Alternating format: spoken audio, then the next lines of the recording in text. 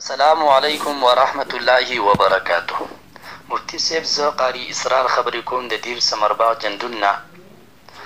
سوال مې دا دی که د روژې په دوران کې د ښځې او د خاوند شرمګاه جوخته شي خو دخول نه وي شوی نو روژه پرې ماتېږي او که نه؟ وعلیکم السلام ورحمت الله وبرکاته. قاری اسرار صاحب خوشحاله اوسئ. سوال مو کړی دی چې کله ښځه او خاوند ګپ لګوي په حالت د روژه کې او شرمګاهونه یو بل سره جوخت شي او شهوت کې راشي، آیا روژه پې ماتېږي که نه؟ تر څو پورې چې سړي خپل اندام مخصوصه د ښځې په اندام مخصوصه کې داخل کړی نه وي او هغه لذت شروع شوی نه وي، تر دغې پورې صرف په جوختېدو باندې روژه نه ماتېږي. خو بیا هم ځوان سړي دپاره داسې کول نه دي پکار چې د هغې د وجې نه د ده روژه خرابېږي.